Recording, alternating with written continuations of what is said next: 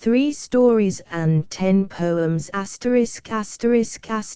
Copyright 1923 by the author, published by Contact Publishing Company. 3 stories up in Michigan, out of season My Old Man, and 10 poems Mitragliatris, Oklahoma. Oily weather, Roosevelt captives, champs d'honneur, riparto d'assalto, Montparnasse, along with youth. Chapter heading Ernest Hemingway. This book is for Hadley. Contents: 3 stories up in Michigan, out of season My Old Man, 10 poems Mitragliatris, Oklahoma. Oily weather, Roosevelt captives, champs d'honneur, riparto d'assalto, Montparnasse, along with youth. Chapter heading 5 of these poems were first printed in Poetry, a magazine of verse.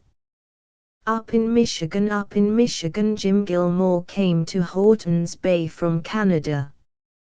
He bought the blacksmith shop from Old Man Horton. Jim was short and dark, with big mustaches and big hands. He was a good horseshoer and did not look much like a blacksmith, even with his leather apron on. He lived upstairs above the blacksmith shop and took his meals at a J. Smith's. Liz Coates worked for Smith's. Mrs. Smith, who was a very large, clean woman, said Liz Coates was the neatest girl she'd ever seen. Liz had good legs and always wore clean gingham aprons, and Jim noticed that her hair was always neat behind. He liked her face because it was so jolly, but he never thought about her. Liz liked Jim very much. She liked it the way he walked over from the shop and often went to the kitchen door to watch for him to start down the road. She liked it about his mustache. She liked it about how white his teeth were when he smiled. She liked it very much that he didn't look like a blacksmith. She liked it how much a J. Smith and Mrs. Smith liked Jim. One day she found that she liked it the way the hair was black on his arms and how white they were above the tanned line when he washed up in the wash basin outside the house. Liking that made her feel funny. Horton's Bay, the town, was only 5 houses on the main road between Boyne City and Charlevoix. There was the general store and post office with a high false front and maybe a wagon hitched out in front, Smith's house, Stroud's house, Fox's house, Horton's house and Van Hoosen's house. The houses were in a big grove of elm trees and the road was very sandy. There was farming country and timber each way up the road. Up the road a ways was the Methodist church, and down the road the other direction was the township school. The blacksmith shop was painted red and faced the school. A steep sandy road ran down the hill to the bay through the timber. From Smith's back door you could look out across the woods that ran down to the lake and across the bay.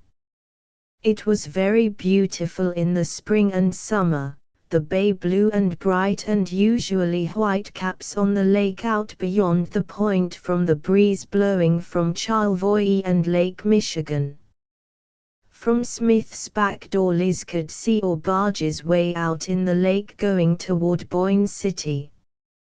When she looked at them they didn't seem to be moving at all, but if she went in and dried some more dishes and then came out again they would be out of sight beyond the point. All the time now Liz was thinking about Jim Gilmore. He didn't seem to notice her much. He talked about the shop to a J. Smith and about the Republican Party and about James G. Blaine. In the evenings he read the Toledo Blade and the Grand Rapids paper by the lamp in the front room, or went out spearing fish in the bay with a jacklight with A.J. Smith. In the fall he and Smith and Charlie Wyman took a wagon and tent, grub, axes, their rifles and 2 dogs and went on a trip to the Pine Plains beyond Vanderbilt deer hunting. Liz and Mrs. Smith were cooking for 4 days for them before they started. Liz wanted to make something special for Jim to take, but she didn't finally because she was afraid to ask Mrs. Smith for the eggs and flour and afraid if she bought them Mrs. Smith would catch her cooking. It would have been all right with Mrs. Smith, but Liz was afraid.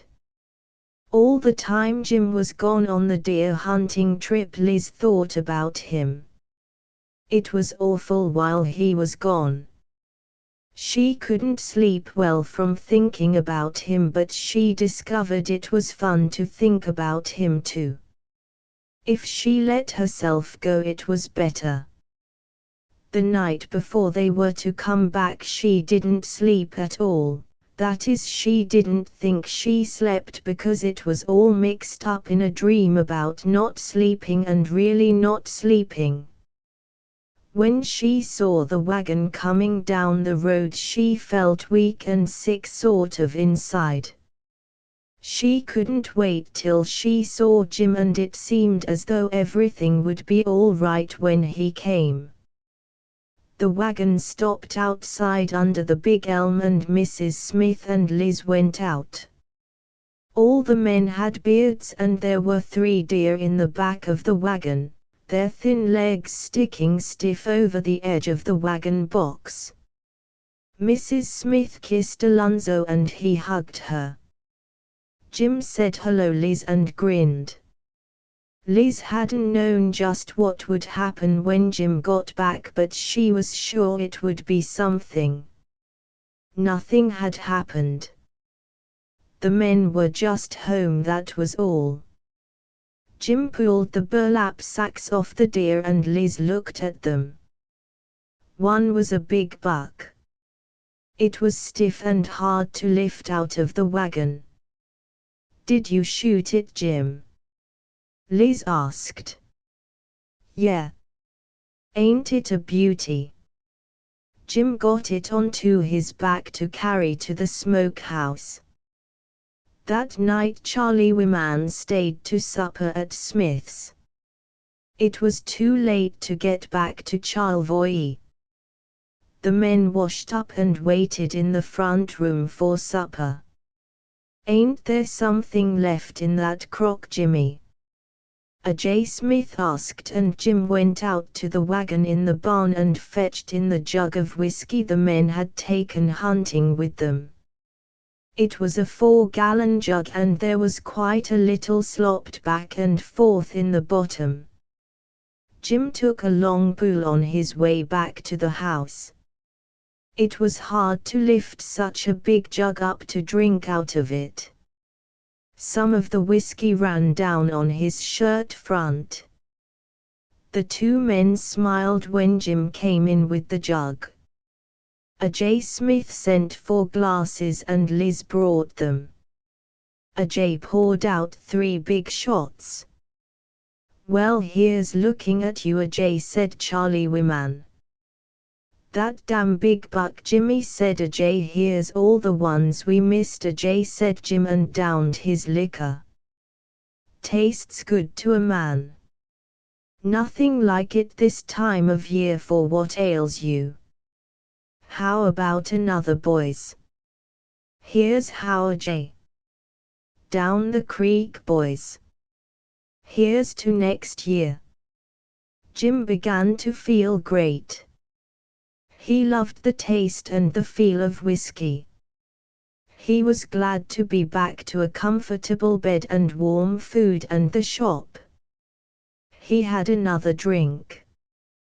The men came into supper feeling hilarious but acting very respectable. Liz sat at the table after she put on the food and ate with the family. It was a good dinner. The men ate seriously. After supper they went into the front room again and Liz cleaned off with Mrs. Smith. Then Mrs. Smith went upstairs and pretty soon Smith came out and went upstairs too. Jim and Charlie were still in the front room. Liz was sitting in the kitchen next to the stove pretending to read a book and thinking about Jim. She didn't want to go to bed yet because she knew Jim would be coming out and she wanted to see him as he went out so she could take the way he looked up to bed with her. She was thinking about him hard and then Jim came out. His eyes were shining and his hair was a little rumpled. Liz looked down at her book. Jim came over back of her chair and stood there and she could feel him breathing and then he put his arms around her. Her breasts felt plump and firm and the nipples were erect under his hands. Liz was terribly frightened, no one had ever touched her. But she thought, he's come to me finally. He's really come. She held herself stiff because she was so frightened and did not know anything else to do and then Jim held her tight against the chair and kissed her. It was such a sharp, aching, hurting feeling that she thought she couldn't stand it. She felt Jim right through the back of the chair and she couldn't stand it and then something clicked inside of her and the feeling was warmer and softer. Jim held her tight hard against the chair and she wanted it now and Jim whispered, "Come on for a walk." Liz took her coat off the peg on the kitchen wall and they went out the door. Jim had his arm around her and every little way they stopped and pressed against each other and Jim kissed her. There was no moon and they walked ankle deep in the sandy road through the trees down to the dock and the warehouse on the bay. The water was lapping in the piles and the point was dark across the bay. It was cold but Liz was hot all over from being with Jim. They sat down in the shelter of the warehouse and Jim pulled Liz close to him. She was frightened.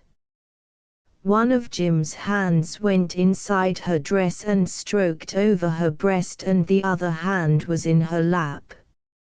She was very frightened and didn't know how he was going to go about things but she snuggled close to him. Then the hand that felt so big in her lap went away and was on her leg and started to move up it. "Don't, Jim," Liz said. Jim slid the hand further up. "You mustn't, Jim. You mustn't." Neither Jim nor Jim's big hand paid any attention to her. The boards were hard. Jim had her dress up and was trying to do something to her. She was frightened but she wanted it. She had to have it but it frightened her. "You mustn't do it, Jim. You mustn't." "I got to. I'm going to." "You know we got to." "No we haven't, Jim. We ain't got to." "Oh, it isn't right. Oh, it's so big and it hurts so.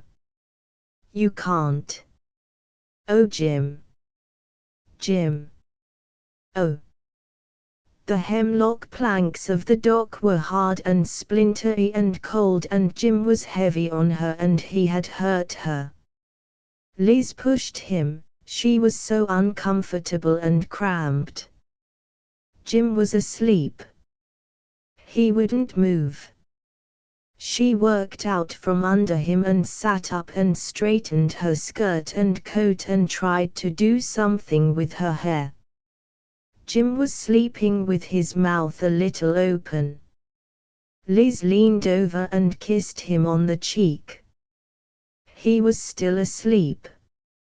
She lifted his head a little and shook it. He rolled his head over and swallowed.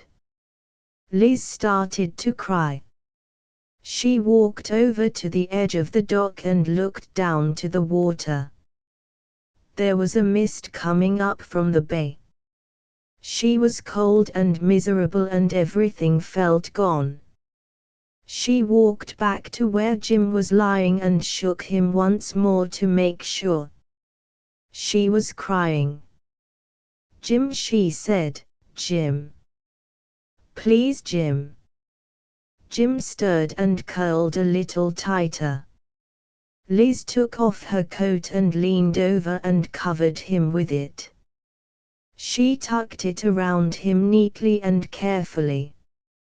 Then she walked across the dock and up the steep sandy road to go to bed. A cold mist was coming up through the woods from the bay. Out of season on the 4 lira he had earned by spading the hotel garden, he got quite drunk.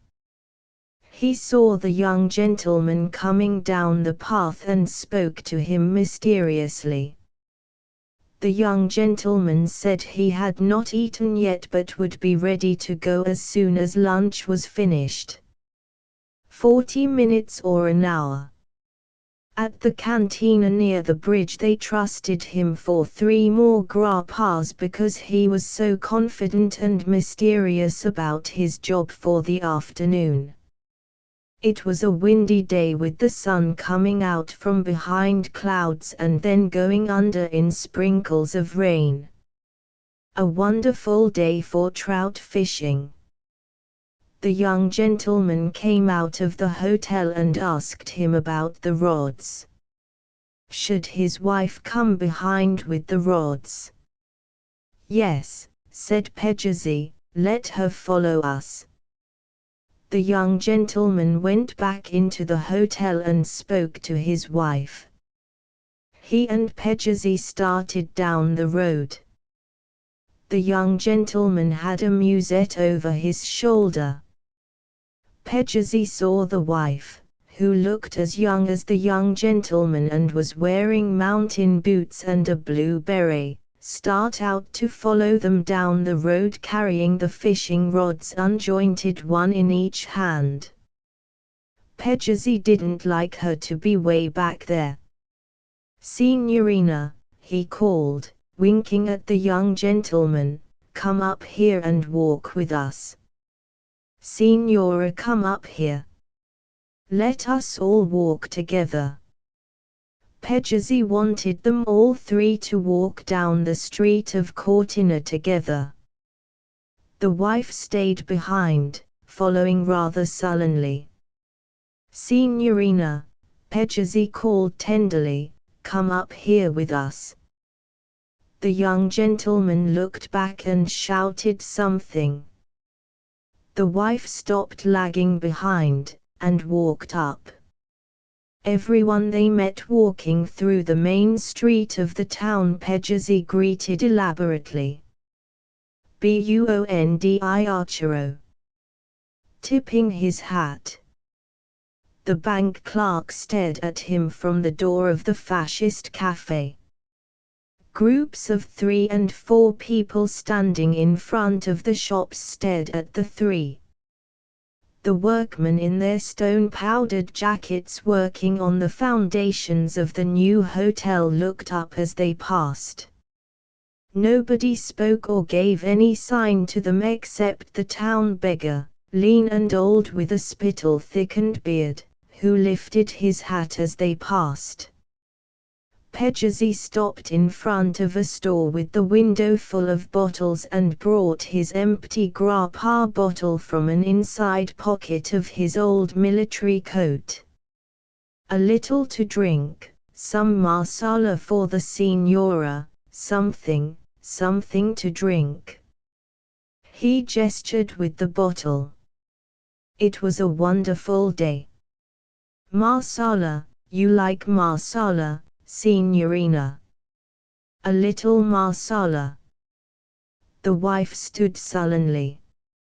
"You'll have to play up to this," she said. "I can't understand a word he says."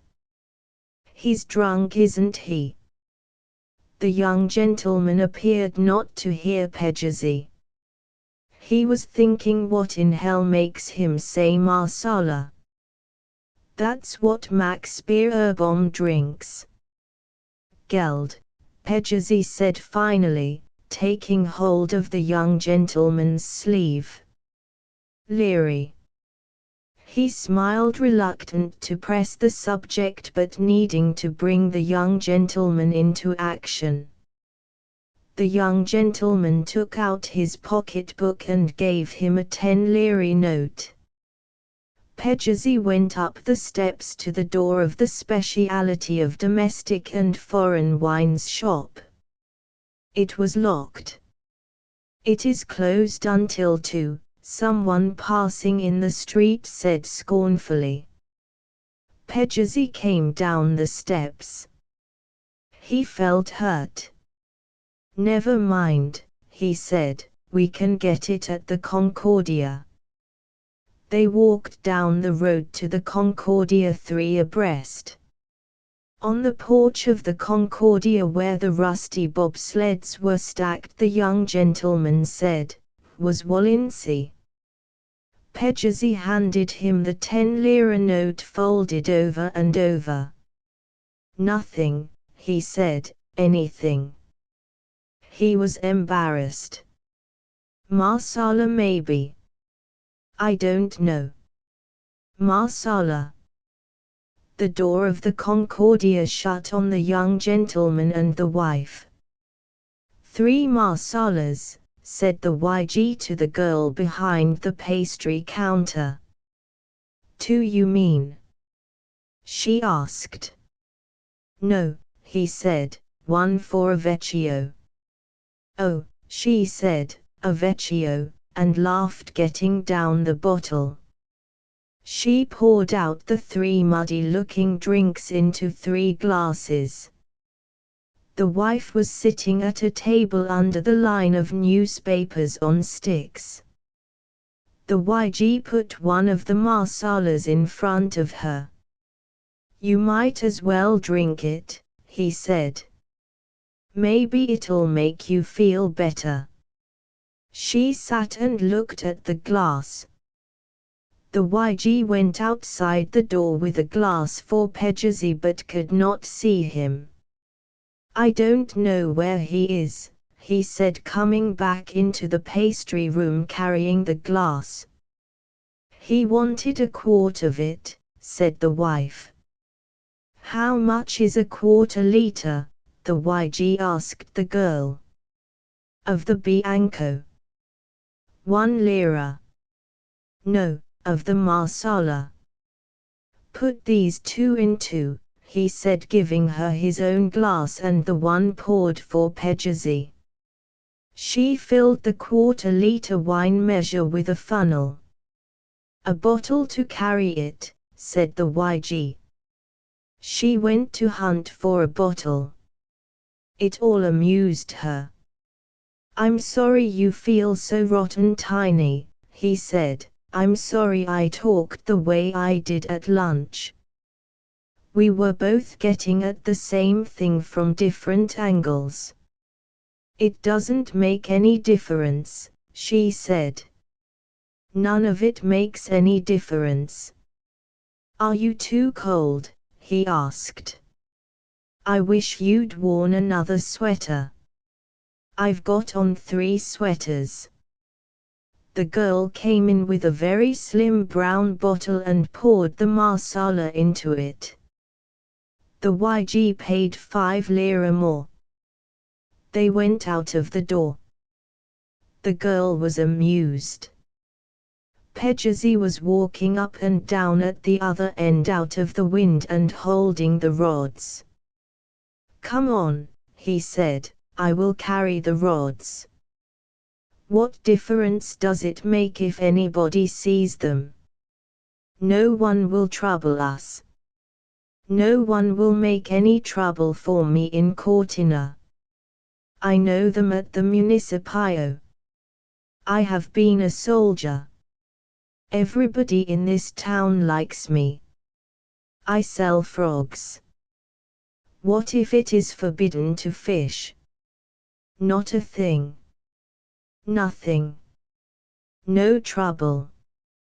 Big trout, I tell you. Lots of them. They were walking down the hill toward the river. The town was in back of them. The sun had gone under and it was sprinkling rain. There, said Pegasus, pointing to a girl in the doorway of a house they passed. My daughter. His doctor, the wife said. Has he got to show us his doctor? He said his daughter, said the YG. The girl went into the house as Pegasus pointed. They walked down the hill across the fields and then turned to follow the river bank. Pegasus talked rapidly with much winking and knowingness. As they walked three abreast, the wife caught his breath across the wind. Once he nudged her in the ribs. Part of the time he talked in D'Ampezzo dialect and sometimes in Tiroler German dialect. He could not make out which the young gentleman and his wife understood the best, so he was being bilingual. But as the young gentleman said "ja," Pegasus decided to talk altogether in Tiroler. The young gentleman and the wife understood nothing. Everybody in the town saw us going through with these rods. We're probably being followed by the game police now. I wish we weren't in on this damn thing. This damned old fool is so drunk too. Of course you haven't got the guts to just go back, said the wife. Of course you have to go on. Why don't you go back? Go on back, Tiny. I'm going to stay with you. If you go to jail, we might as well both go. They turned sharp down the bank and Pegasus stood, his coat blowing in the wind, gesturing at the river. It was brown and muddy. Off on the right there was a dump heap. Say it to me in Italian, said the young gentleman. Un mezz'ora.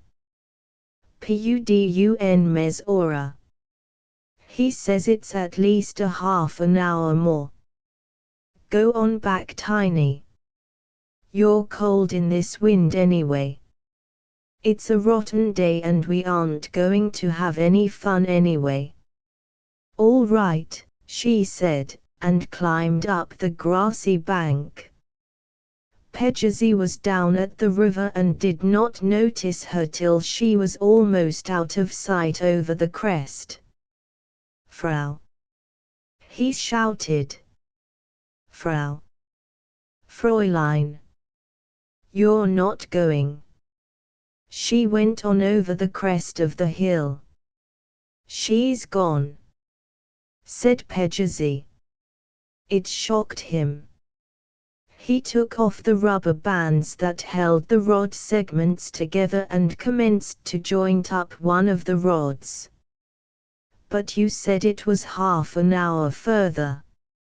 Oh yes. It is good half an hour down. It is good here too. Really? Of course. It is good here and good there too. The YG sat down on the bank and jointed up a rod, put on the reel and threaded the line through the guides. He felt uncomfortable and afraid that any minute a gamekeeper or a posse of citizens would come over the bank from the town. He could see the houses of the town and the campanile over the edge of the hill. He opened his leader box. Pegasus leaned over and dug his flat hard thumb and forefinger in and tangled the moistened leaders. Have you some lead? No. You must have some lead. Pegasus was excited. You must have Piombo. Piombo. A little Piombo. Just here. Just above the hook, or your bait will float on the water. You must have it. Just a little Piombo. Have you got some? No.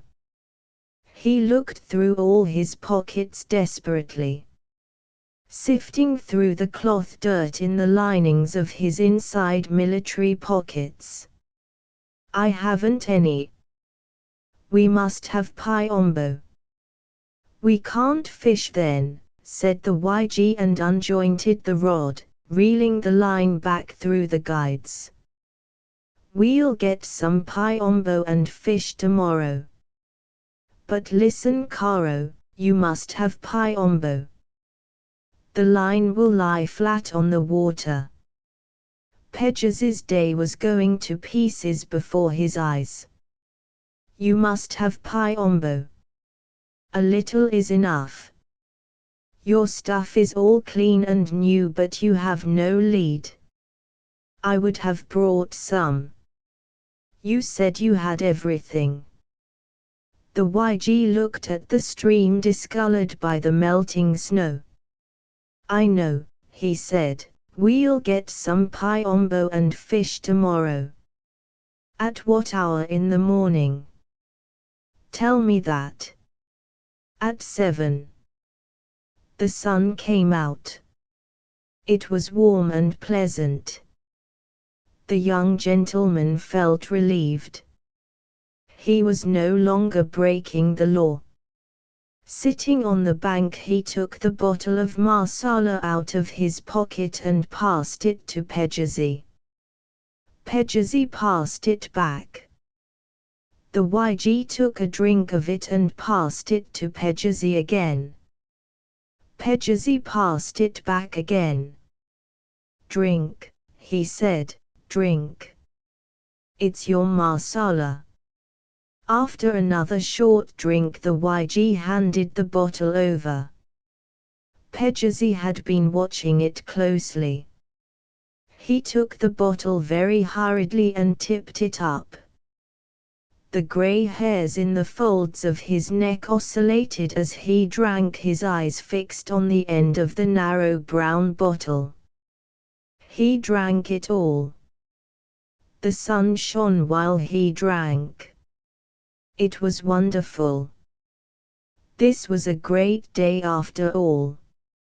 A wonderful day. Santa Caro.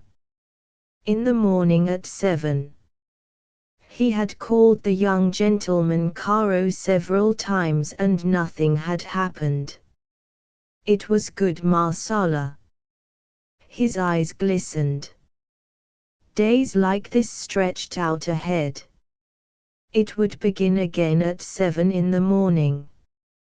They started to walk up the hill toward the town.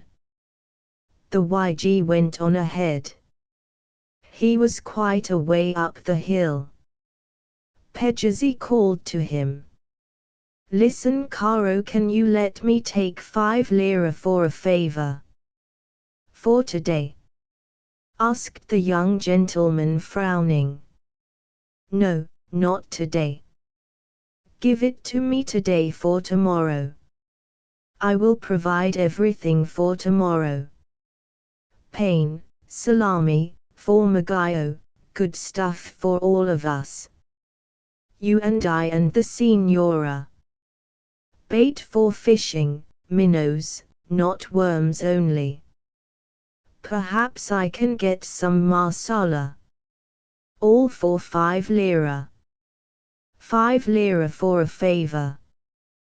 The young gentleman looked through his pocketbook and took out a 2 lira note and 2 ones. Thank you, Caro. Thank you, said Pegasus in the tone of one member of the Carlton Club accepting the Morning Post from another. This was living. He was through with the hotel garden, breaking up frozen manure with a dung fork. Life was opening out. Until 7 o'clock then, Caro, he said, slapping the YG on the back. Promptly at 7. I may not be going, said the young gentleman, putting his purse back in his pocket. What? Said Peggotty. I will have minnows, Signor. Salami, everything. You and I and the Signora. The three of us. I may not be going, said the YG. Very probably not. I will leave word with the padrone at the hotel office. My old man, I guess looking at it now, my old man was cut out for a fat guy, one of those regular little rolly fat guys you see around, but he sure never got that way, except a little toward the last, and then it wasn't his fault. He was riding over the jumps only, and he could afford to carry plenty of weight then.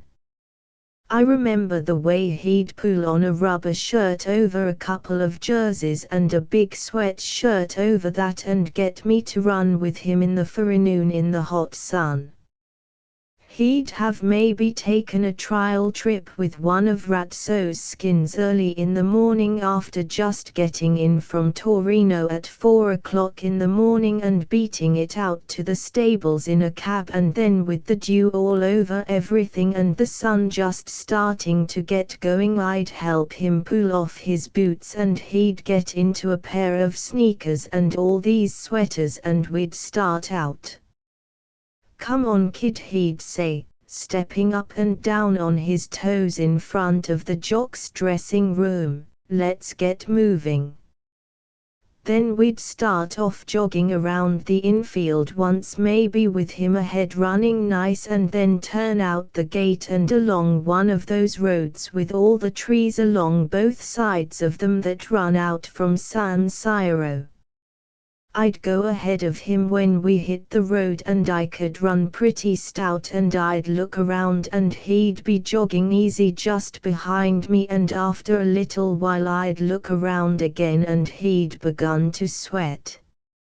Sweating heavy, and he'd just be dogging it along with his eyes on my back, but when he'd catch me looking at him he'd grin and say, sweating plenty. When my old man grinned nobody could help but grin too. We'd keep right on running out toward the mountains, and then my old man would yell, "Hey Joe," and I'd look back and he'd be sitting under a tree with a towel he'd had around his waist wrapped around his neck.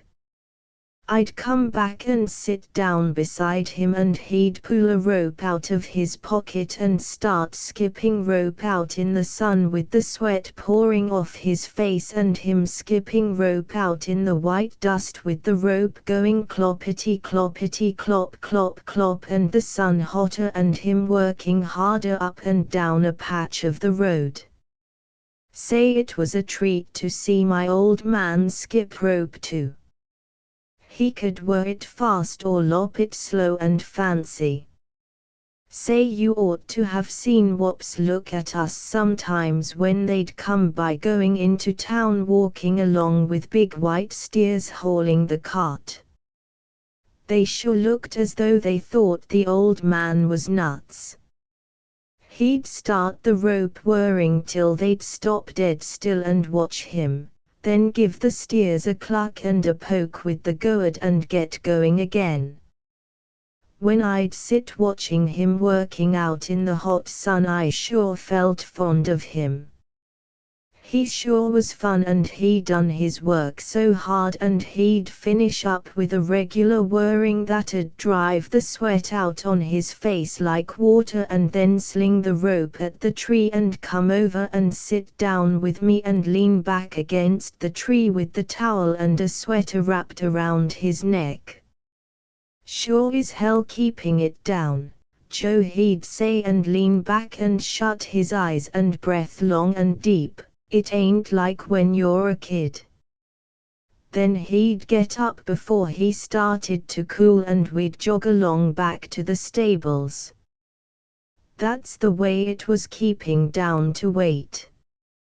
He was worried all the time. Most jocks can just about ride off all they want to. A jock loses about a kilo every time he rides, but my old man was sort of dried out and he couldn't keep down his kilos without all that running. I remember once at San Siro, regularly, a little wop that was riding for Buzzoni came out across the paddock going to the bar for something cool and flicking his boots with his whip, after he'd just weighed in and my old man had just weighed in too, and came out with the saddle under his arm looking red-faced and tired and too big for his silks, and he stood there looking at young Regally standing up to the outdoors bar cool and kid looking, and I says, "What's the matter, Dad?" 'Cause I thought maybe Regally had bumped him or something, and he just looked at Regally and said, "Oh, to hell with it," and went on to the dressing room. Well, it would have been all right maybe if we'd stayed in Milan and ridden at Milan and Torino, 'cause if there ever were any easy courses it's those two. Pianola, Joe. My old man said when he dismounted in the winning stall after what the wops thought was a hell of a steeplechase. I asked him once, "This course rides itself?"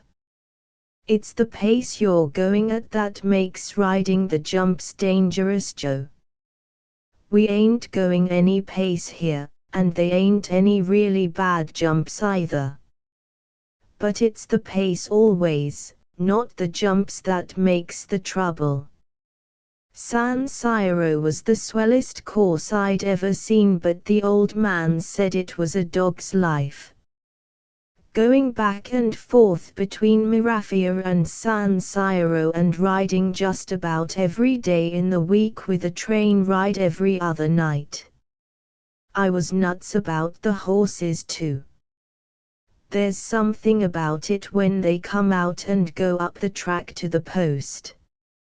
Sort of dancey and tight looking, with the jock keeping a tight hold on them and maybe easing off a little and letting them run a little going up.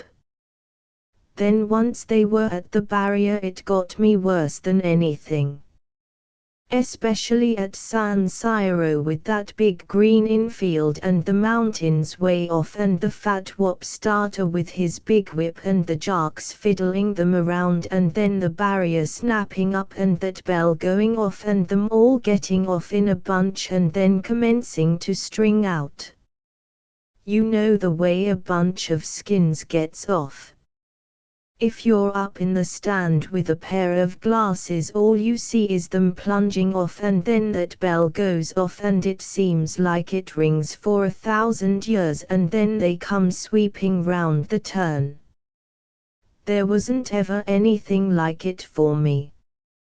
But my old man said one day in the dressing room when he was getting into his street clothes, "None of these things are horses, Joe.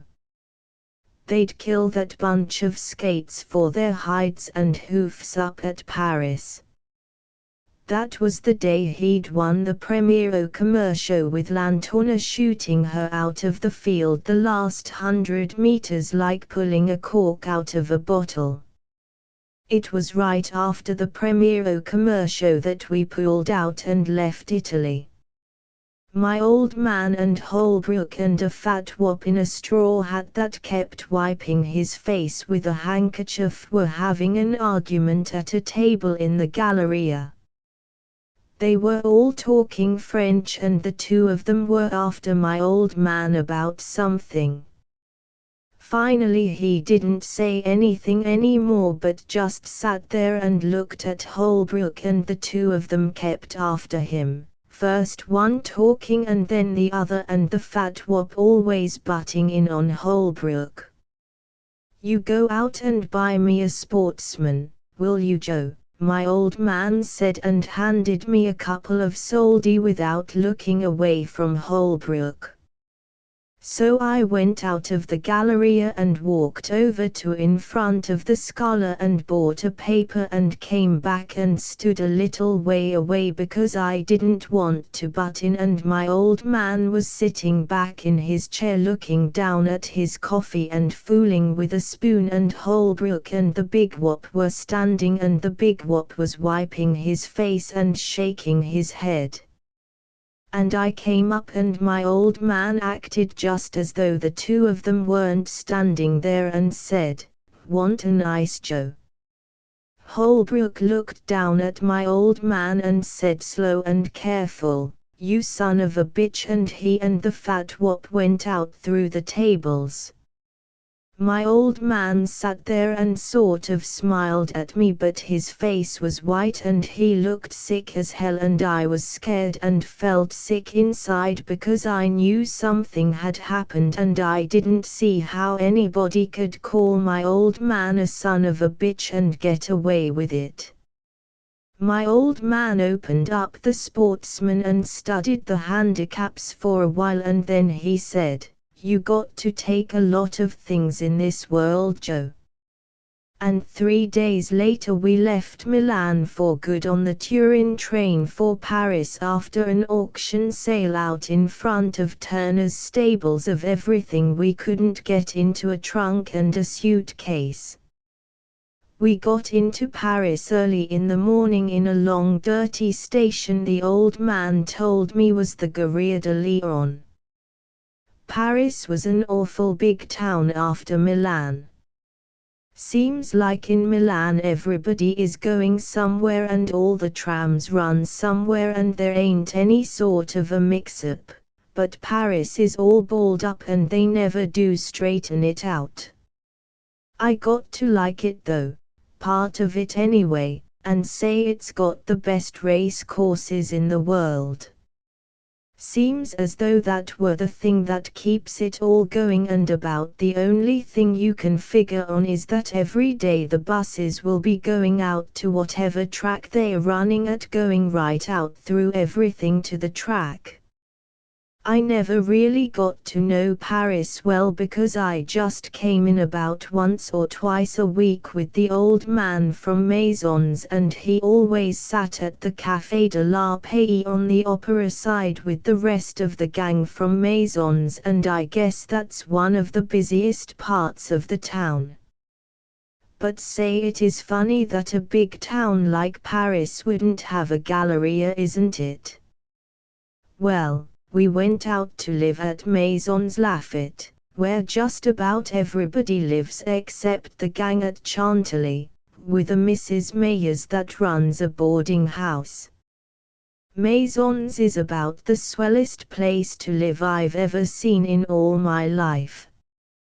The town ain't so much, but there's a lake and a swell forest that we used to go off bumming in all day, a couple of us kids. And my old man made me a slingshot and we got a lot of things with it, but the best one was a magpie. Young Dick Atkinson shot a rabbit with it one day and we put it under a tree and were all sitting around, and Dick had some cigarettes and all of a sudden the rabbit jumped up and beat it into the brush and we chased it but we couldn't find it. Gee, we had fun at Maisons.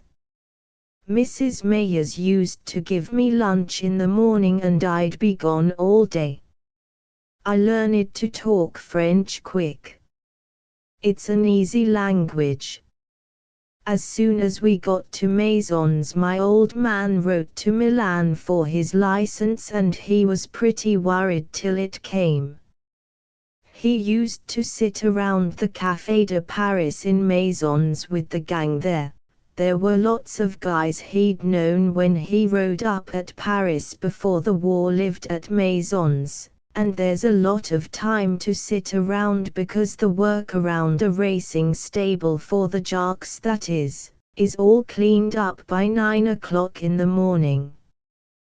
They take the first batch of skins out to gallop them at 5:30 in the morning and they work the second lot at 8 o'clock. That means getting up early all right and going to bed early too. If a jock's riding for somebody too, he can't go boozing around because the trainer always has an eye on him if he's a kid, and if he ain't a kid he's always got an eye on himself. So mostly if a jock ain't working he sits around the Café de Paris with the gang and they can all sit around about 2 or 3 hours in front of some drink like a vermouth and seltz and they talk and tell stories and shoot pool and it's sort of like a club or the Galleria in Milan. Only it ain't really like the Galleria because there everybody is going by all the time and there's everybody around at the tables. Well, my old man got his license all right. They sent it through to him without a word and he rode a couple of times. Amiens, up country and that sort of thing, but he didn't seem to get any engagement. Everybody liked him and whenever I'd come into the cafe in the forenoon I'd find somebody drinking with him because my old man wasn't tight like most of these jockeys that have got the first dollar they made riding at the World's Fair in St. Louis in 1904. That's what my old man would say when he'd kid George Burns. But it seemed like everybody steered clear of giving my old man any mounts. We went out to wherever they were running every day with the car from Maisons and that was the most fun of all. I was glad when the horses came back from Deauville and the summer. Even though it meant no more bumming in the woods. 'Cause then we'd ride to Amiens or Tremblay or St. Cloud and watch them from the trainers and jockeys stand. I sure learned about racing from going out with that gang and the fun of it was going every day. I remember once out at St. Cloud. It was a big 200,000 franc race with 7 entries and Xar a big favorite. I went around to the paddock to see the horses with my old man and you never saw such horses. This Xar is a great big yellow horse that looks like just nothing but run. I never saw such a horse. He was being led around the paddock with his head down and when he went by me I felt all hollow inside. He was so beautiful. There never was such a wonderful, lean, running-built horse. And he went around the paddock putting his feet just so and quiet and careful and moving easy like he knew just what he had to do and not jerking and standing up on his legs and getting wild-eyed like you see these selling platers with a shot of dope in them. The crowd was so thick I couldn't see him again except just his legs going by and some yellow and my old man started out through the crowd and I followed him over to the jock's dressing room back in the trees and there was a big crowd around there too but the man at the door in a derby nodded to my old man and we got in and everybody was sitting around and getting dressed and pulling shirts over their heads and pulling boots on and it all smelled hot and sweaty and linamenty and outside was the crowd looking in. The old man went over and sat down beside George Gardner that was getting into his pants and said, "What's the dope, George?" just in an ordinary tone of voice 'cause there ain't any use him feeling around because George either can tell him or he can't tell him. "He won't win," George says very low, leaning over and buttoning the bottoms of his pants. "Who will?" my old man says, leaning over close so nobody can hear. "Kirkabin," George says, "and if he does, save me a couple of tickets." My old man says something in a regular voice to George, and George says, "Don't ever bet on anything I tell you, kidding like," and we beat it out and threw all the crowd that was looking in over to the 100-franc mutual machine. But I knew something big was up because George is Xar's jockey. On the way he gets one of the yellow odds sheets with the starting prices on, and Xar is only paying 5 for 10. Sficidot is next at 3 to I, and fifth down the list this Kirkabin at 8 to 1. My old man bets 5,000 on Kirkabin to win and puts on 1,000 to place, and we went around back of the grandstand to go up the stairs and get a place to watch the race. We were jammed in tight, and first a man in a long coat with a grey tall hat and a whip folded up in his hand came out, and then one after another the horses, with the jocks up and a stable boy holding the bridle on each side and walking along, followed the old guy. That big yellow horse Xar came first. He didn't look so big when you first looked at him until you saw the length of his legs and the whole way he's built and the way he moves. Gosh, I never saw such a horse. George Gardner was riding him, and they moved along slow, back of the old guy in the grey tall hat that walked along like he was the ringmaster in a circus. Back of Xar, moving along smooth and yellow in the sun, was a good-looking black with a nice head with Tommy Archibald riding him, and after the black was a string of 5 more horses all moving along slow in a procession past the grandstand and the passage. My old man said the black was Kirkabin, and I took a good look at him, and he was a nice-looking horse all right, but nothing like Xar. Everybody cheered Xar when he went by, and he sure was one swell-looking horse. The procession of them went around on the other side past the pelouse and then back up to the near end of the course, and the circus master had the stable boys turn them loose one after another so they could gallop by the stands on their way up to the post and let everybody have a good look at them. They weren't at the post hardly any time at all when the gong started, and you could see them way off across the infield all in a bunch starting on the first swing like a lot of little toy horses. I was watching them through the glasses, and Xar was running well back with one of the bays making the pace. They swept down and around and came pounding past, and Xar was way back when they passed us and this Kirkabin horse in front and going smooth. Gee, it's awful when they go by you and then you have to watch them go farther away and get smaller and smaller and then all bunched up on the turns and then come around towards into the stretch and you feel like swearing and goddamning worse and worse. Finally they made the last turn and came into the straightaway with this Kirkabin horse way out in front. Everybody was looking funny and saying Xar in sort of a sick way, and they pounding nearer down the stretch, and then something came out of the pack right into my glasses like a horse-headed yellow streak, and everybody began to yell Xar as though they were crazy. Xar came on faster than I'd ever seen anything in my life and pulled up on Kirkabin that was going fast as any black horse could go, with the jock flogging hell out of him with the gad, and they were right dead neck and neck for a second, but Xar seemed going about twice as fast with those great jumps and that head out.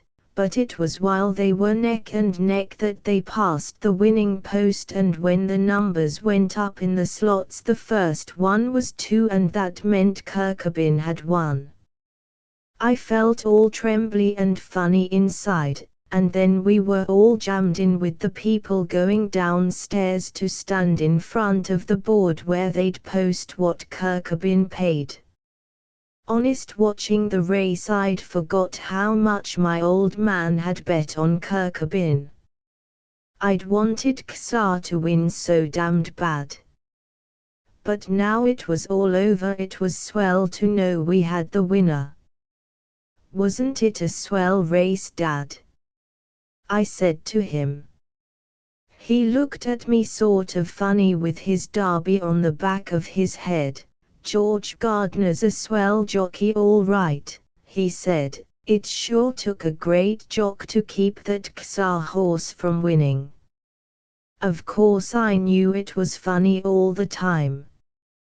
But my old man saying that right out like that sure took the kick all out of it for me, and I didn't get the real kick back again ever. Even when they posted the numbers up on the board and the bell rang to pay off and we saw that Kirkabin paid 67.50 for 10. All around people were saying poor Xar. Poor Xar. And I thought, I wish I were a jockey and could have rode him instead of that son of a bitch. And that was funny, thinking of George Gardner as a son of a bitch, because I'd always liked him, and besides he'd given us the winner, but I guess that's what he is all right.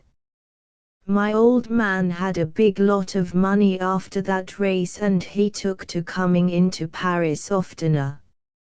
If they raced at Tremblay he'd have them drop him in town on their way back to Maisons, and he and I'd sit out in front of the Café de la Paix and watch the people go by.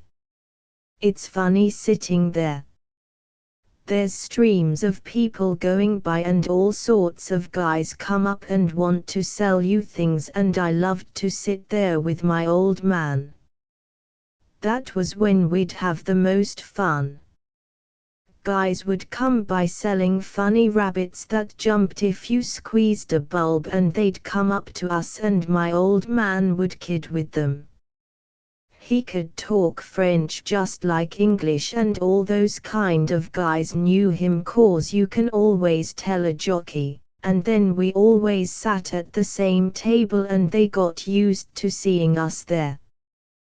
There were guys selling matrimonial papers and girls selling rubber eggs that when you squeezed them a rooster came out of them, and one old wormy-looking guy that went by with postcards of Paris showing them to everybody, and of course nobody ever bought any, and then he would come back and show the underside of the pack and they would all be smutty postcards and lots of people would dig down and buy them.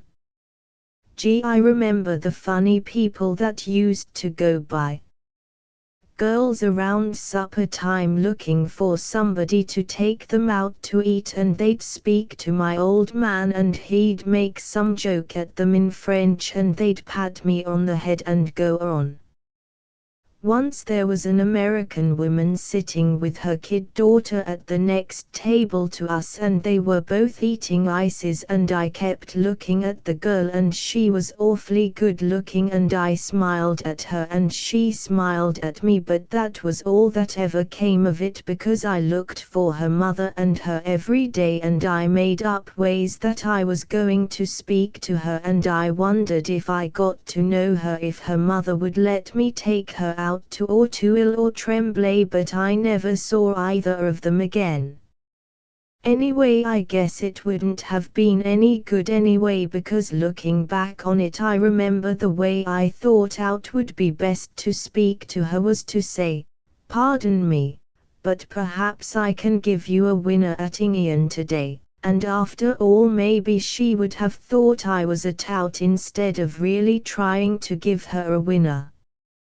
We'd sit at the Café de la Paix, my old man and me, and we had a big drag with the waiter because my old man drank whiskey and it cost 5 francs, and that meant a good tip when the saucers were counted up.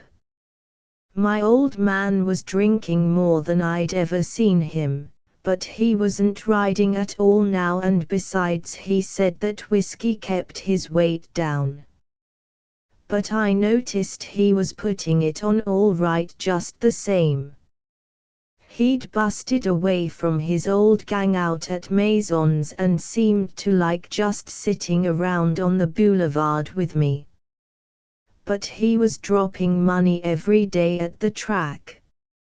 He'd feel sort of doleful after the last race, if he'd lost on the day, until we'd get to our table and he'd have his first whiskey and then he'd be fine. He'd be reading the Paris Sport and he'd look over at me and say, "Where's your girl, Joe?" to kid me on account I had told him about the girl that day at the next table.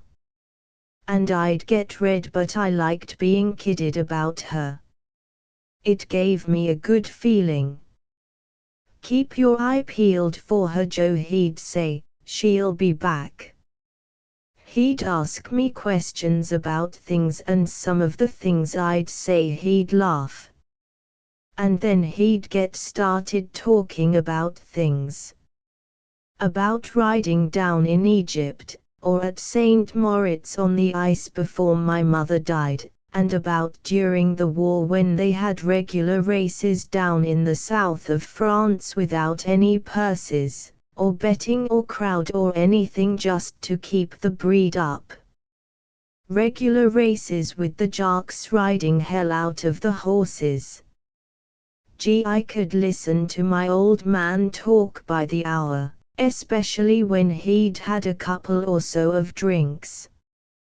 He'd tell me about when he was a boy in Kentucky and going coon hunting and the old days in the States before everything went on the bum there. And he'd say, "Joe, when we've got a decent stake, you're going back there to the States and go to school." "What have I got to go back there to go to school for when everything's on the bum there?" I'd ask him. "That's different," he'd say, and get the waiter over and pay the pile of sauces, and we'd get a taxi to the Gare Saint Lazare and get on the train out to Maisons.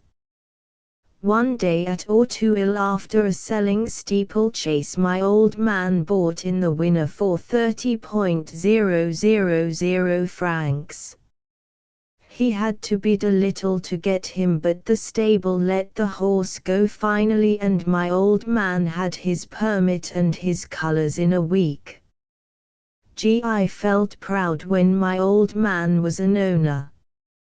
He fixed it up for stable space with Charles Drake and cut out coming into Paris and started his running and sweating out again, and him and I were the whole stable gang. Our horse's name was Guilford. He was Irish bred and a nice sweet jumper. My old man figured that training him and riding him himself he was a good investment. I was proud of everything and I thought Guilford was as good a horse as Xa.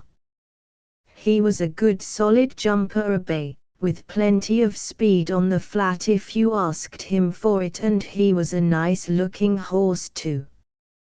Gee, I was fond of him.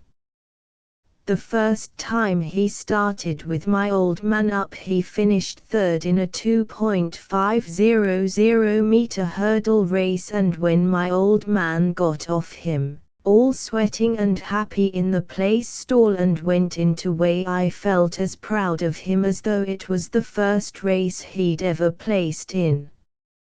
You see, when a guy ain't been riding for a long time, you can't make yourself really believe that he has ever rode.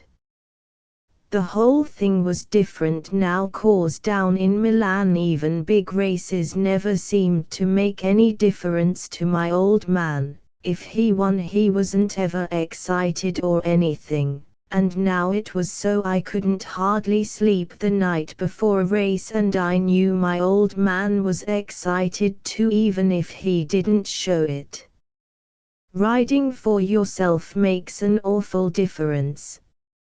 Second time Guilford and my old man started was a rainy Sunday at Auteuil in the Prix du Marat, a 4.500-meter steeplechase. As soon as he'd gone out, I beat it up in the stand with the new glasses my old man had bought for me to watch them. They started way over at the far end of the course and there was some trouble at the barrier. Something with goggle blinders on was making a great fuss and rearing around and busted the barrier once, but I could see my old man in our black jacket with a white cross and a black cap sitting up on Guilford and patting him with his hand. Then they were off in a jump and out of sight behind the trees and the gong going for dear life and the Pari Mutual wickets rattling down. Gosh, I was so excited I was afraid to look at them, but I fixed the glasses on the place where they would come out back of the trees and then out they came with the old black jacket going third and they all sailing over the jump like birds. Then they went out of sight again and then they came pounding out and down the hill and all going nice and sweet and easy and taking the fence smooth in a bunch and moving away from us all solid. Looked as though you could walk across on their backs, they were all so bunched and going so smooth. Then they bellied over the big double bullfinch and something came down. I couldn't see who it was, but in a minute the horse was up and galloping free and the field, all bunched still, sweeping around the long left turn into the straightaway. They jumped the stone wall and came jammed down the stretch toward the big water jump right in front of the stands. I saw them coming and hollered at my old man as he went by, and he was leading by about a length and riding way out over and light as a monkey, and they were racing for the water jump. They took off over the big hedge of the water jump in a pack and then there was a crash and 2 horses pulled sideways out of it and kept on going and 3 others were piled up. I couldn't see my old man anywhere. One horse kneed himself up and the jock had hold of the bridle and mounted and went slamming on after the place money. The other horse was up and away by himself, jerking his head and galloping with the bridle rein hanging, and the jock staggered over to one side of the track against the fence. Then Guilford rolled over to one side off my old man and got up and started to run on 3 legs with his off hoof dangling, and there was my old man lying there on the grass flat out with his face up and blood all over the side of his head. I ran down the stand and bumped into a jam of people and got to the rail, and a cop grabbed me and held me, and 2 big stretcher bearers were going out after my old man, and around on the other side of the course I saw 3 horses, strung way out, coming out of the trees and taking the jump. My old man was dead when they brought him in, and while a doctor was listening to his heart with a thing plugged in his ears, I heard a shot up the track that meant they'd killed Guilford. I lay down beside my old man when they carried the stretcher into the hospital room and hung onto the stretcher and cried, and he looked so white and gone and so awfully dead, and I couldn't help feeling that if my old man was dead maybe they didn't need to have shot Guilford. His hoof might have got well. I don't know. I loved my old man so much. Then a couple of guys came in and one of them patted me on the back and then went over and looked at my old man and then pulled a sheet off the cot and spread it over him, and the other was telephoning in French for them to send the ambulance to take him out to Maisons. And I couldn't stop crying and choking, sort of. And George Gardner came in and sat down beside me on the floor and put his arm around me and says, "Come on, Joe, old boy. Get up and we'll go out and wait for the ambulance." George and I went out to the gate and I was trying to stop bawling and George wiped off my face with his handkerchief and we were standing back a little ways while the crowd was going out of the gate and a couple of guys stopped near us while we were waiting for the crowd to get through the gate and one of them was counting a bunch of mutual tickets and he said, "Well, Butler got his all right." The other guy said, "I don't give a good goddamn if he did, the crook. He had it coming to him on the stuff he's pulled." "I'll say he had," said the other guy and tore the bunch of tickets in two. And George Gardner looked at me to see if I'd heard and I had all right and he said, "Don't you listen to what those bums said, Joe. Your old man was one swell guy. But I don't know. Seems like when they get started they don't leave a guy nothing." 10 poems Mitragliatris. The mills of the gods grind slowly, but this mill chatters in mechanical staccato. Ugly short infantry of the mind, advancing over difficult terrain, make this corona their mitrailleuse.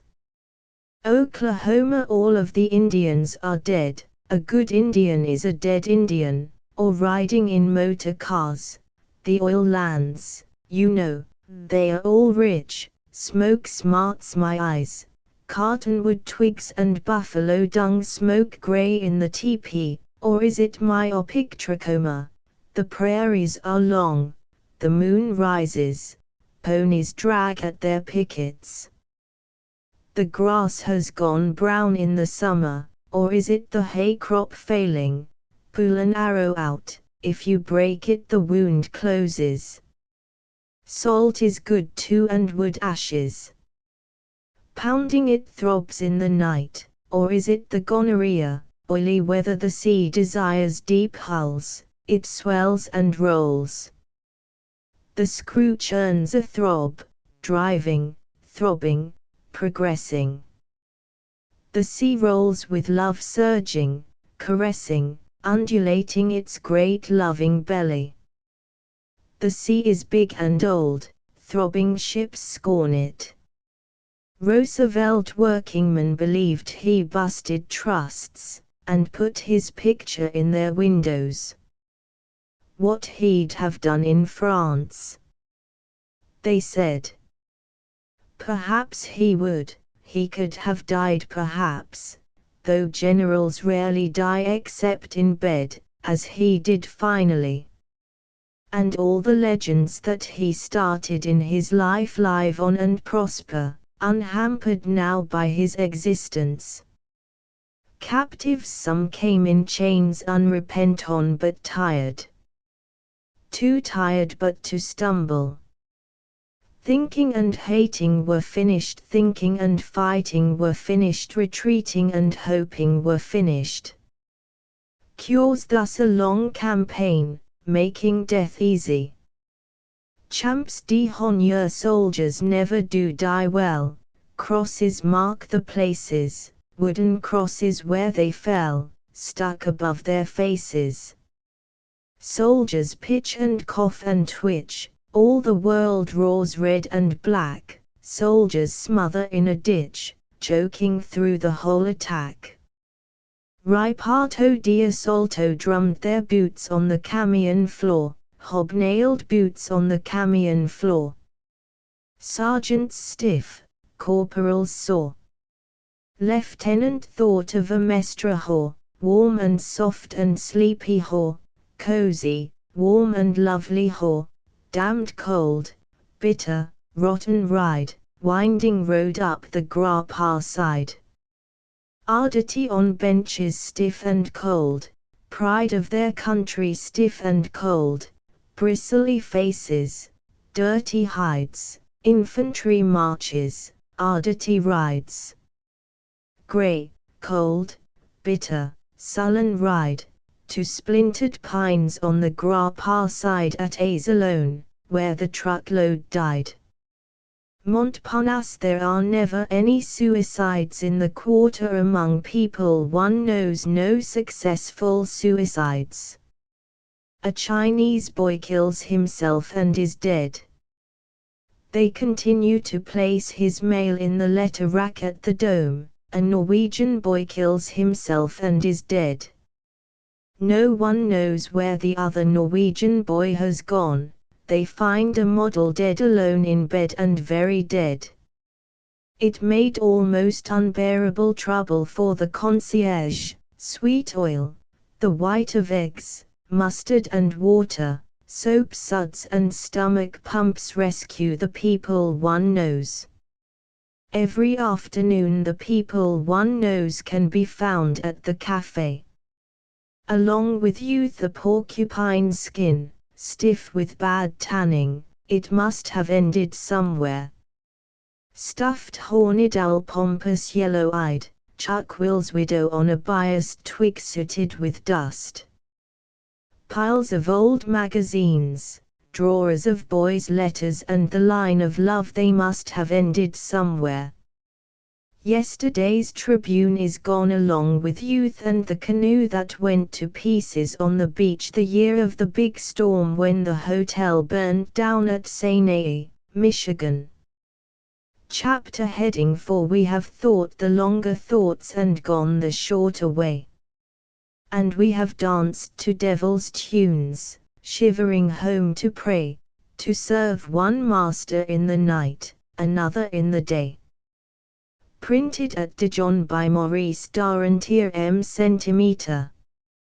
23. End of the Project Gutenberg ebook 3 stories and 10 poems.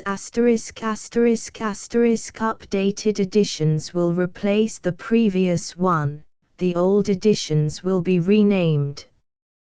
Creating the works from print editions not protected by U.S. copyright law means that no one owns a United States copyright in these works, so the Foundation, and you, can copy and distribute it in the United States without permission and without paying copyright royalties.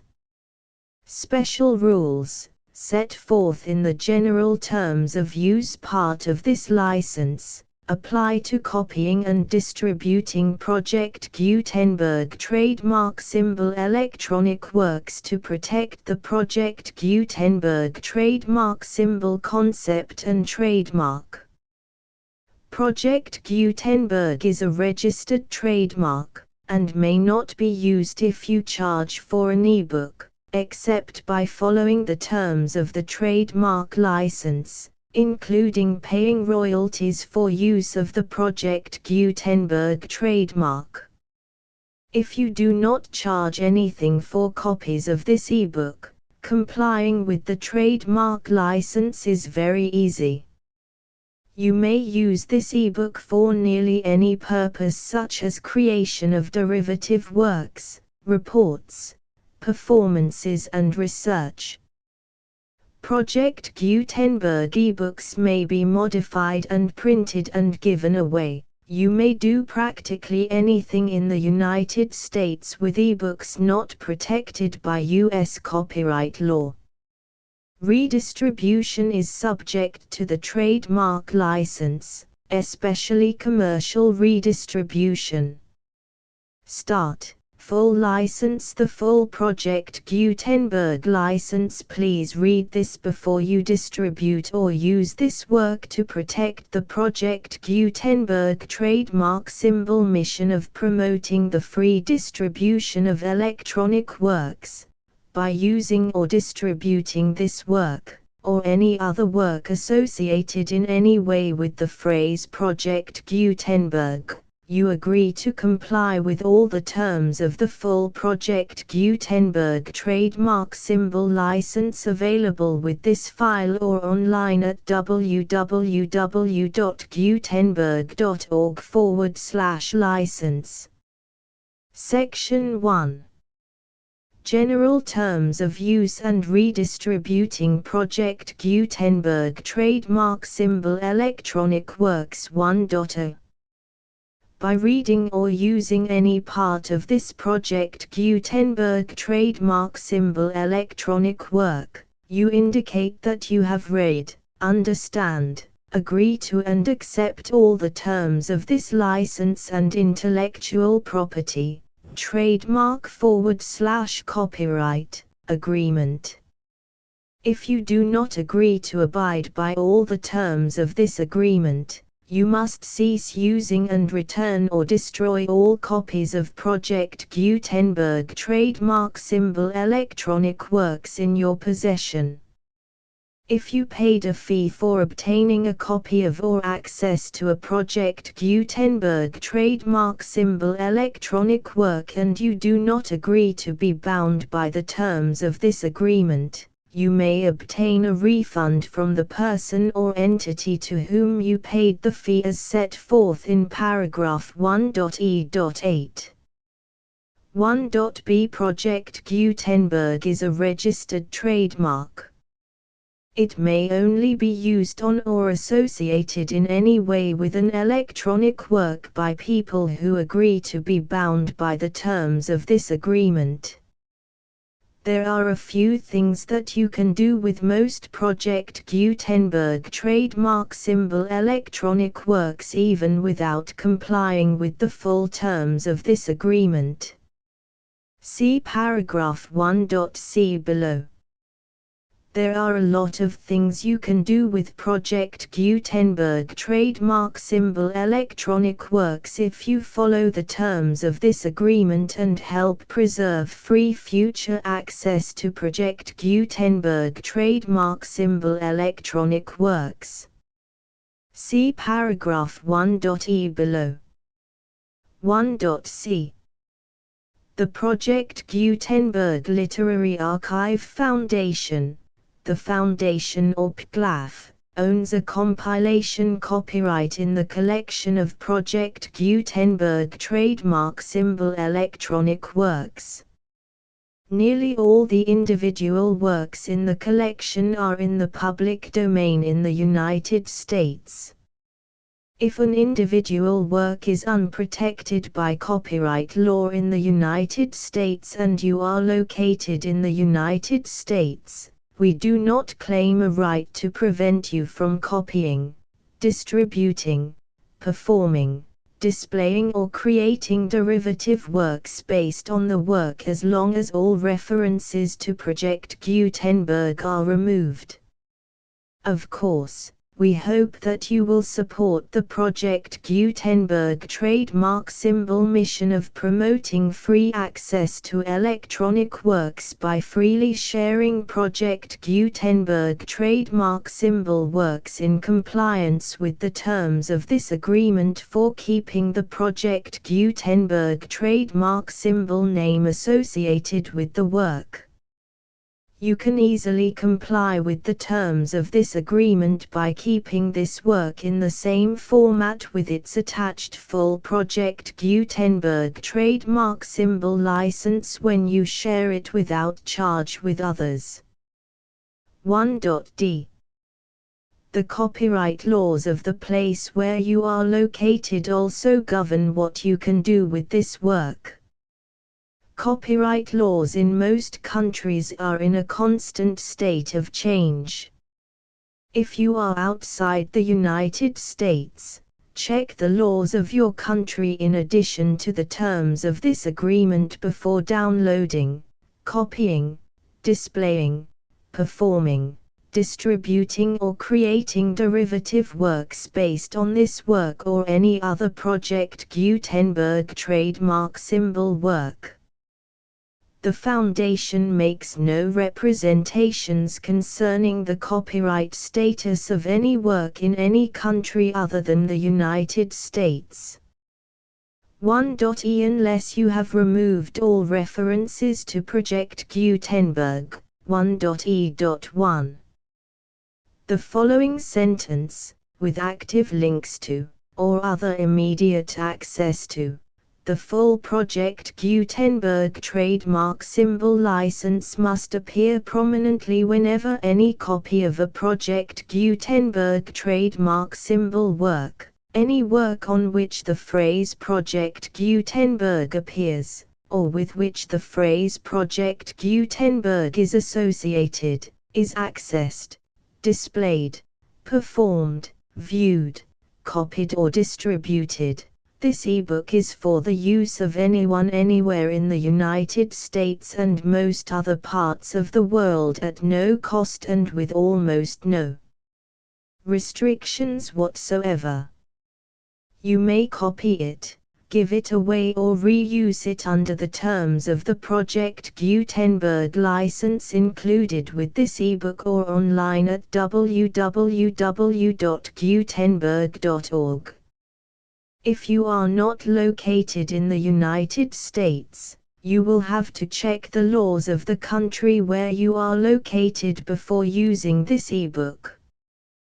1.e.2 If an individual Project Gutenberg trademark symbol electronic work is derived from texts not protected by U.S. copyright law, does not contain a notice indicating that it is posted with permission of the copyright holder, the work can be copied and distributed to anyone in the United States without paying any fees or charges.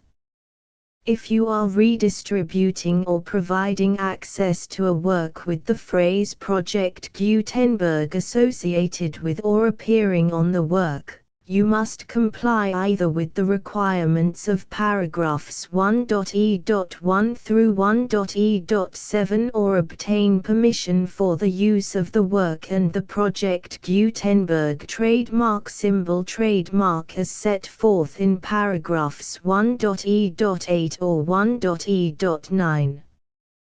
1.e.3 If an individual Project Gutenberg trademark symbol electronic work is posted with the permission of the copyright holder, your use and distribution must comply with both paragraphs 1.e.1 through 1.e.7 and any additional terms imposed by the copyright holder. Additional terms will be linked to the Project Gutenberg trademark symbol license for all works posted with the permission of the copyright holder found at the beginning of this work. 1.e.4 Do not unlink or detach or remove the full Project Gutenberg trademark symbol license terms from this work, or any files containing a part of this work or any other work associated with Project Gutenberg trademark symbol. 1.e.5 Do not copy, display, perform, distribute or redistribute this electronic work, or any part of this electronic work, without prominently displaying the sentence set forth in paragraph 1.e.1 with active links or immediate access to the full terms of the Project Gutenberg trademark symbol license. 1.e.6 You may convert to and distribute this work in any binary, compressed, marked up, non-proprietary or proprietary form, including any word processing or hypertext form.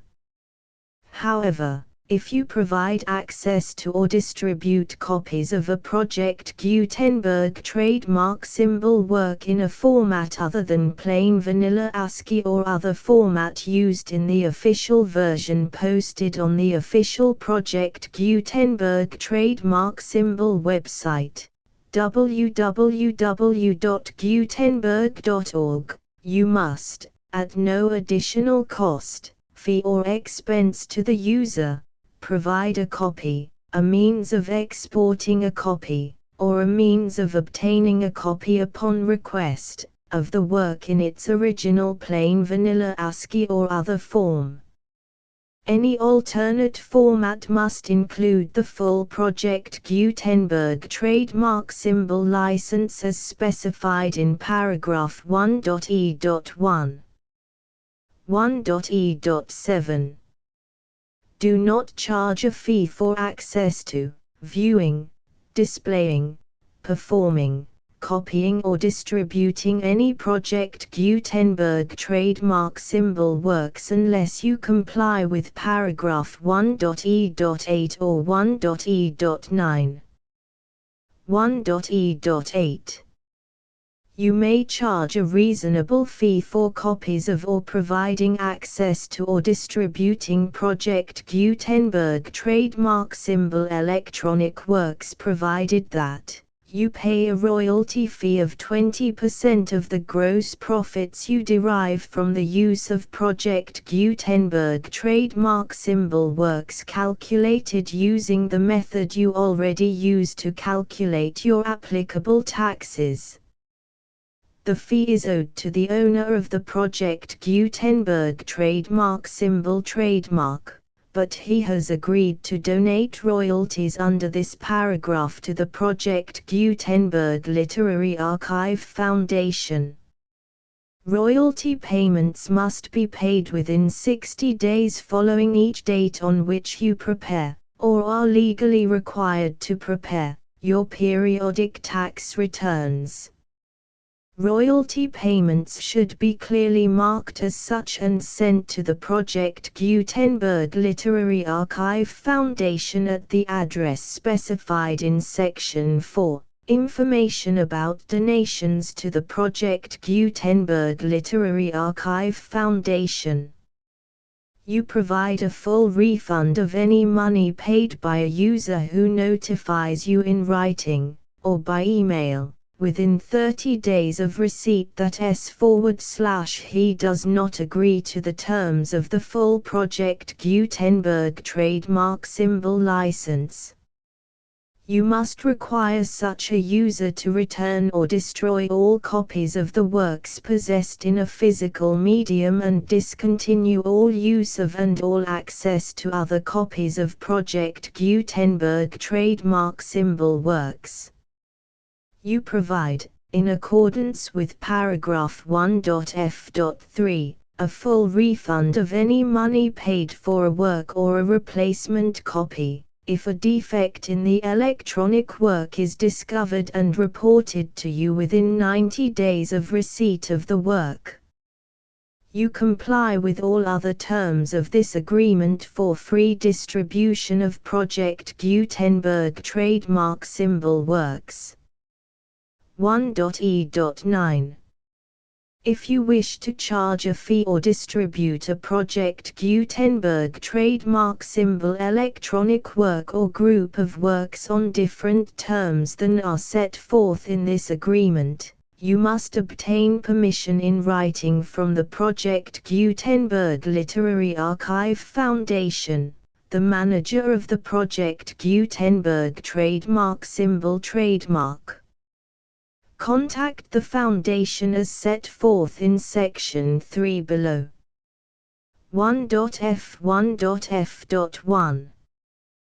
Project Gutenberg volunteers and employees expend considerable effort to identify, do copyright research on, transcribe and proofread works not protected by U.S. copyright law in creating the Project Gutenberg trademark symbol collection.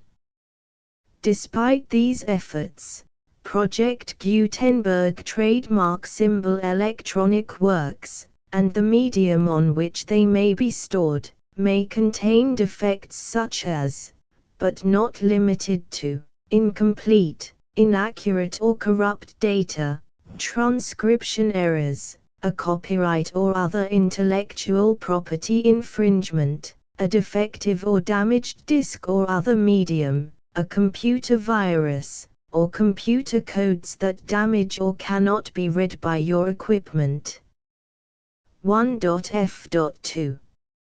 Limited warranty, disclaimer of damages, except for the right of replacement or refund described in paragraph 1.f.3, the Project Gutenberg Literary Archive Foundation, the owner of the Project Gutenberg trademark symbol trademark, and any other party distributing a Project Gutenberg trademark symbol electronic work under this agreement, disclaim all liability to you for damages, costs and expenses, including legal fees.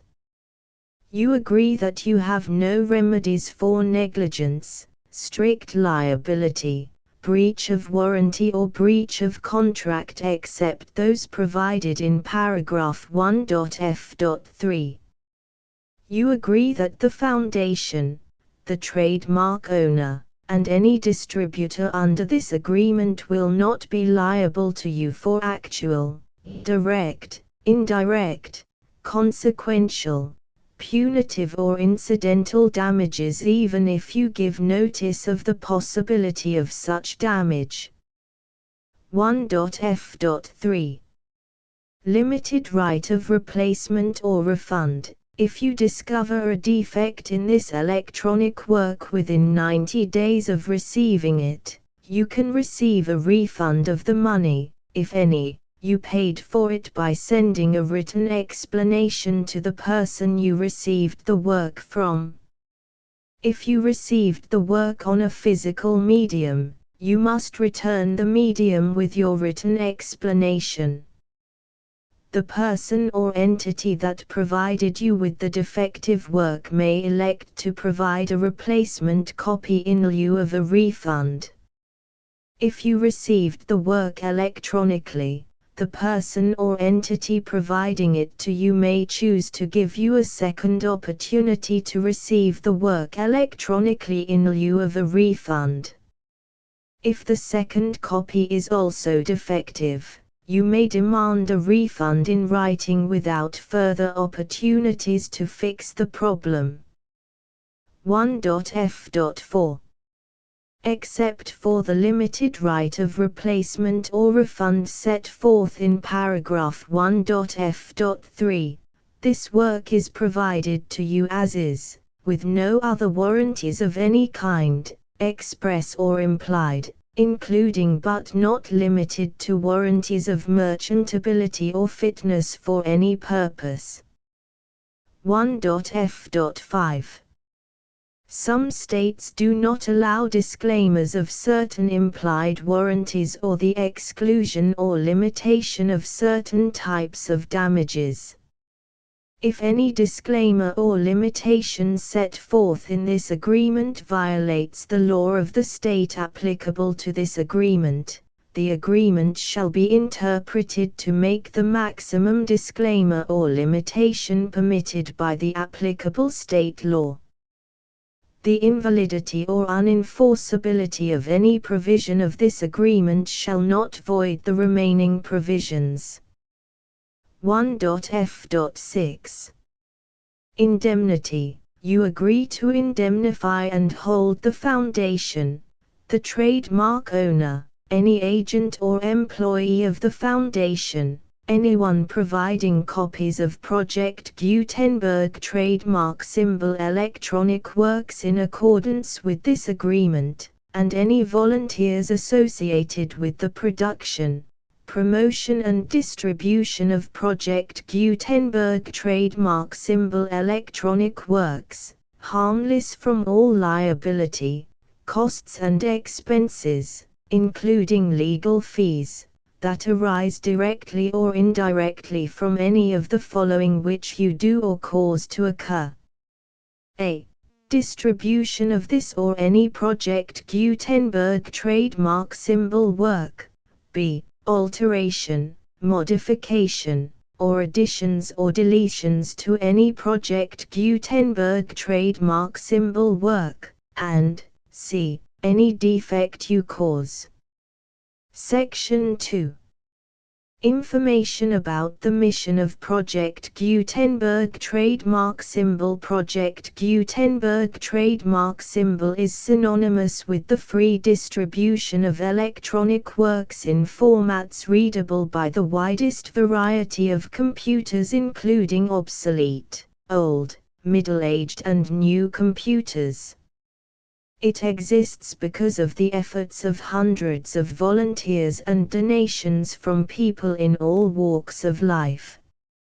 Volunteers and financial support to provide volunteers with the assistance they need are critical to reaching Project Gutenberg trademark symbol S goals and ensuring that the Project Gutenberg trademark symbol collection will remain freely available for generations to come. In 2001, the Project Gutenberg Literary Archive Foundation was created to provide a secure and permanent future for Project Gutenberg trademark symbol and future generations. To learn more about the Project Gutenberg Literary Archive Foundation and how your efforts and donations can help, see sections 3 and 4 and the Foundation information page at www.gutenberg.org. Section 3.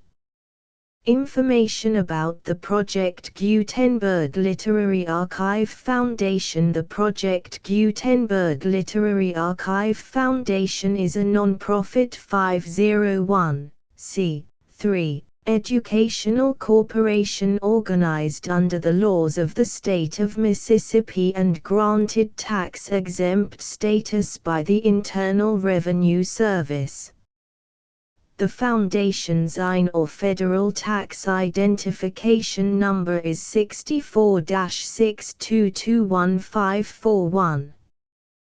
Contributions to the Project Gutenberg Literary Archive Foundation are tax-deductible to the full extent permitted by U.S. federal laws and your state's laws. The Foundation's business office is located at 809 North 1500 West, Salt Lake City, UT 84116. 801-596-1887. Email contact links and up-to-date contact information can be found at the Foundation's website and official page at www.gutenberg.org/contact section 4. Information about donations to the Project Gutenberg Literary Archive Foundation. Project Gutenberg trademark symbol depends upon and cannot survive without widespread public support and donations to carry out its mission of increasing the number of public domain and licensed works that can be freely distributed in machine-readable form accessible by the widest array of equipment including outdated equipment. Many small donations, $1 to $5,000, are particularly important to maintaining tax-exempt status with the IRS. The Foundation is committed to complying with the laws regulating charities and charitable donations in all 50 states of the United States. Compliance requirements are not uniform and it takes a considerable effort, much paperwork and many fees to meet and keep up with these requirements. We do not solicit donations in locations where we have not received written confirmation of compliance. To send donations or determine the status of compliance for any particular state, visit www.gutenberg.org/donate. While we cannot and do not solicit contributions from states where we have not met the solicitation requirements, we know of no prohibition against accepting unsolicited donations from donors in such states who approach us with offers to donate.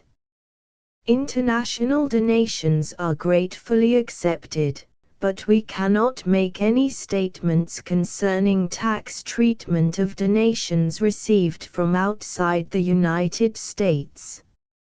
U.S. laws alone swamp our small staff. Please check the Project Gutenberg web pages for current donation methods and addresses. Donations are accepted in a number of other ways, including checks, online payments and credit card donations. To donate, please visit www.gutenberg.org/donate. Section 5. General information about Project Gutenberg Trademark Symbol Electronic Works. Professor Michael S. Hart was the originator of the Project Gutenberg trademark symbol concept of a library of electronic works that could be freely shared with anyone. For 40 years, he produced and distributed Project Gutenberg trademark symbol ebooks with only a loose network of volunteer support. Project Gutenberg trademark symbol ebooks are often created from several printed editions, all of which are confirmed as not protected by copyright in the US unless a copyright notice is included. Thus, we do not necessarily keep ebooks in compliance with any particular paper edition. Most people start at our website, which has the main PG search facility, www.gutenberg.org. This website includes information about Project Gutenberg trademark symbol, including how to make donations to the Project Gutenberg Literary Archive Foundation, how to help produce our new ebooks, and how to subscribe to our email newsletter to hear about new ebooks.